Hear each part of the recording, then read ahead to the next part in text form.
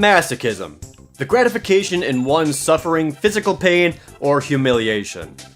Or why I willingly chose to play one of the worst games of all time. And it only came out a few years ago. Pick any worst games of 2013 list and Ride to Hell Retribution is going to be on it, including my own list. And yet the more I thought about it, the more I came to the same conclusion. I don't think anyone ever has beaten this game. Jared, I actually beat this game. You're lying! It's been almost 3 years since I even looked at Ride to Hell Retribution, and yet it always crawls back into my mind whenever the worst games of whatever year list comes out. This is for me. I need to put this to rest. It opens with what you can expect from this game. Biker dudes, motorcycles, a turret section? What? No joke. Literally, the first bit of gameplay that there is a turret section. It doesn't last long because this is a flash forward sequence, which flashes to the next bit of high octane action this game has to offer, a quick time event. 45 seconds. We're only 45 seconds into this game and we've already checked off 2 of the most overused cliches in any action game ever. And yes, it does get worse. The main character is Jake Conway, returning from the Vietnam War. He's greeted by the man who raised him, Mac, and his little brother Mikey, with a hug that goes on just a little too long. Mikey starts crying about not seeing a concert with his girlfriend and runs away on a motorcycle, so Jake gives chase. The motorcycle sections suck, alright? I'll go more in depth later as they show up all the time. All you need to know is that Mikey and Jake talk, but I have no idea what about, as the bikes drown out everything that they're saying. Why did you stick up for me? Jesus, Mike. After a brief heart-to-heart about girl problems and how hard life can be with giant monster hands, some other biker dudes come up and start bullying Mikey. And then there's another bike chase. It's just like the first bike chase with weird physics and bad controls, only now enemies try to kill Jake during the chase. They magnetize themselves next to you and then it's a quick time event to kill them. This allows Jake to take out enemies, or in some cases, use a telekinetic punch followed up by a wave kick and then mind controlling the motorcycle to drive over one of the other guys and then blow up.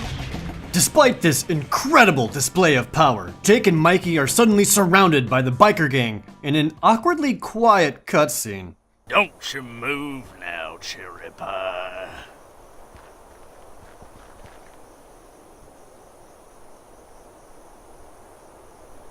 I didn't edit that at all. That's actually how the cutscene plays out, devoid of sound. That happens more than once. The bikers are pissed that they have a jacket of the Retribution gang and that their dad is known as Toledo Conway. Yeah, I don't care. Anyway, Kylo Ren gets his throat slit and they shoot Jake 3 times, who reacts by looking like he has indigestion. And now Jake swears to kill every single one of them, and off he rides, looking for dudes to murder. The way the game plays out is that you have on-foot action sections and or talking to people, and in between each one is riding a bike. The bike sections are never difficult or exciting, they just waste time and really add nothing to the game, aside from a weak justification as to why we end up from fight to fight. Every single one of these parts is just padding to make the game last way longer than it should. And like I said earlier, they're not fun to play either. The controls are stiff and the physics are all over the place. And it's not really interesting because you just go in a straight line, occasionally murdering some gangbangers or cops or power sliding for way too long under stuff. And everywhere is under construction! I swear to God, there isn't a finished road in this game! There's more road construction going on in this game than all of Texas! Anyway, Jake drives to somewhere and beats up some dude for information on one of the gang members that murdered Mikey. This is the other main part of the gameplay. Fighting dudes. It uses a quarter-assed version of the combat system from the Batman Arkham games. You have a light attack, heavy attack, block, and a counterattack. Like the driving, it's very stiff and impossible to make your attacks flow. There's no way to change targets smoothly to prioritize enemies, and the transition from not fighting to fighting mode staggers any response in the controls, meaning enemies will get some free hits on you practically every time. But it turns out if you use just the heavy attack, you give them the boot so often that they can't fight back, and you can do this until you win, every time. For example, on my way to find Anvil, you know, this big charming fella. Some lady was being harassed by a guy. When I went to help, he immediately began attacking me, and he was tough! Until I started using the boot over and over again until he died, saving the girl and— What the fuck? What? Why are we sexing? That was not an editing trick. That is exactly what happens, and it's the most deplorable thing about Ride to Hell Retribution. Women are used as literal trophies. This isn't even sex! They're fully clothed! They're clothed so hard it stabs through her arm! Yeah, baby. You wanna know how this is super erotic? When she makes this blank, emotionless stare the entire time. And we're back to the game. Was it good for you? Anvil runs away and we go into a bike chase that, according to the skyline, takes 16 hours. He hides himself in a brewery and Jake can't get in. Don't worry though, he can charm his way into anything by throwing out some casual sexism. I don't ever recall seeing a woman fixing a truck before. Why yes, it does get worse. Her name is... Oh my god, they never gave her a name! A mechanic lady can get Jake into the building that Anvil's hiding in, but her ex-husband has the key. So you drive there while murdering some dudes and beat them up. And then they sex. She's in a jumpsuit! She's even more clothed than the last lady! How is this even possible? This is supposed to be titillating, but all I can think about is how gross that twin-size bed is. There isn't even sound effects! Just the most stereotypical porn music you can think of. Apparently this sex was super good, because afterwards, Jake refused to move and pretended to fly a kite for several minutes. Inside the brewery is 5 full levels of shooting dudes. Speaking of which, I've never played a game with such sloppy third-person shooting controls. The acceleration of the aiming makes it impossible to be precise, even when aiming down the sights. I even turned down the mouse sensitivity, but it didn't help. And you have to aim down the sights because firing from the hip is worthless. There is absolutely no indicator of where you're aiming without it. So running and gunning isn't really an option, especially with how stiff your movement is. Rather than just moving in the direction you press, Jake has to adjust his whole body or completely turn in that direction first. This causes a delay in your movement, which is deadly when you're caught up in fights. So the movement is tilted, and the aiming is unreliable, and the driving is empty padding. What part of this game is fun? None of it. None of it is fun. Anvil runs away into another stupid chase/turret section, and he doesn't give away much information, which makes Jake angry. After having to race some dude for reasons, I tracked another Devil's Hand gang member at a fight club. But in order to battle him, I have to fight my way up. What's actually nice about this part is that since it's based entirely on the hand-to-hand combat, the developers really upped the intricacies of these fights. You have to use every attack and technique available if you want to stand a chance. As you can see here, I have already perfected combat. Immediately after this dude is another fight. This man is a bit slimmer, so I changed my fighting style completely to get around his lightning quick reflexes. This took a lot of finesse, and by a slim margin, I was victorious. But there is a round 3 with a big lumberjack dude, which means previous tactics aren't going to work. I had to quickly adjust to this behemoth of a man to defeat him. Now, his AI is far improved over the other combatants. He is nowhere near as simple to beat, but, as I said, I am a master, and this game bends to my will, allowing me to beat this guy using the most advanced techniques that I have. This brings out the Devil's Hand member himself, Meat Hook. Oh geez, it's the machete dude that murdered Mikey. He's pretty much the boss of this part. I have no idea how I'm gonna take this guy on, unless I'm being cheered on by at least 7 identical women in the audience. And thanks to that power, I can focus all of my strength in advanced fighting moves to break through his impenetrable defenses. And halfway through the fight, he pulls out a spiked bat. All joking aside, this actually does make the fight way harder.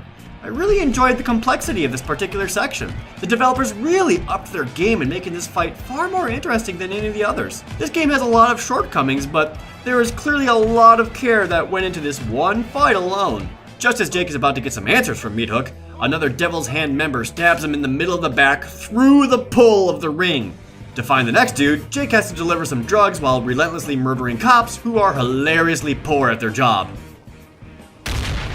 This brings Jake to some bar where lumberjacks are harassing the bartender, so Jake murders the crap out of them to help. And she's so thankful that they're dead that she immediately has sex with Jake on the pool table. The same pool table that I definitely covered in this dude's head blood. I love your dog tags.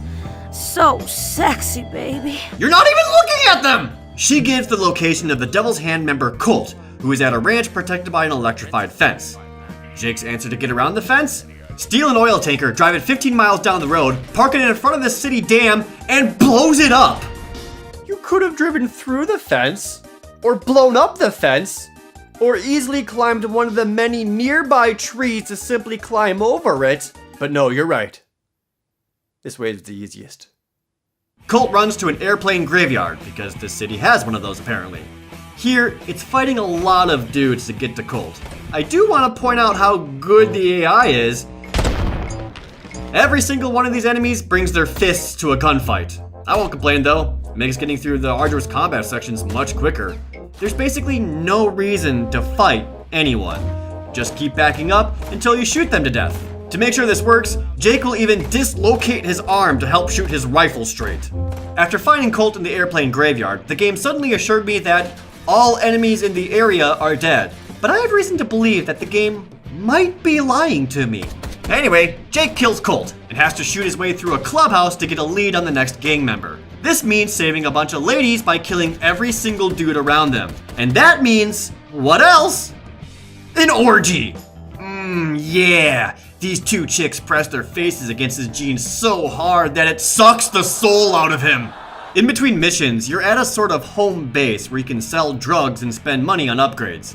This includes buying weapons. And I have to show you how inept the developers are. Look at these controls! They don't make any sense! You use the arrow keys to select items, enter to purchase, 7 and 8 to flip pages, and F1 to confirm? F***ing F1? This isn't a 1980s DOS game! How do you screw up a menu? From here, Jake kills his way up the Devil's Hand ranks. He kills Greasy Steve by blowing up with dynamite, fights a chainsaw-wielding 666 with a crowbar even though I clearly have a gun on my back and the game won't let me just shoot the bastard, and finds a member named King Dick. And during a speech of his, King Dick holds up what I hope to God are his victims' fingers. In between all of this is crappy bike sections with dudes flying in from nowhere or trying really hard to phase through rails, shooting dudes in the brain as they run into my gun, QuickTime events, banging one more chick in a dirty alleyway for good measure, and more lovely voice acting. You're the devil. And then Mac gets murdered. Remember Mikey's girl problems? This is Ellie, Mikey's girlfriend, and her dad, Caesar, is the leader of the Devil's Hand gang. Plot twist, I guess. Caesar kidnaps Ellie, and Jake goes to have a final showdown. This is where all of the secrets of Jake's dad comes out. Jake's dad gambled his mom to Caesar and lost, so he ran away. And that's why they killed Mikey, and you know what? It's not important. Murder, murder, murder, and Jake and Ellie give one last bike chase to get Caesar. They catch up, Jake jumps to his bike, QuickTime events his eyes out, and then gives one last action hero catchphrase to top it off. Stay cool. Explosions! I know this game was originally planned to be open world, but even disregarding that, everything that's here is incohesive and terrible. There are so many better things you could be playing. That's why my final rating for this game is fully clothed Barbie and Ken dolls dry humping out of 10. Everything sucks. The fighting is stupidly broken, the shooting is stiff and too difficult to use for as often as it is, and the driving sections lack any kind of player engagement, making them nothing more than padding for a game that's twice as long as it should be. I'll be honest though, there are worse games made, ones that are buggier, less polished, and less playable. But Ride to Hell Retribution is something that those games aren't. Offensive. This game is offensive. The gameplay, the voice acting, and the worst sex scenes in video game history. Nobody should play this. Ever. This game is a modern legend. It'll go down in history as the worst game of the last generation. Ride to Hell joins the ranks of bad games like Bubsy 3D, Superman 64, Hydlide, and Drake of the 99 Dragons. This game is so bad, even the cops in it want out. Well, hello, officers. I hope you're having a good... Oh, okay. Thank you so very much for watching. Please subscribe if you want to see more videos like this. Or for something completely different, try watching my video on the Tamagotchi game. Remember those? Or for a video on a good game, please watch my friend Pushing Up Roses' video on King's Quest VI.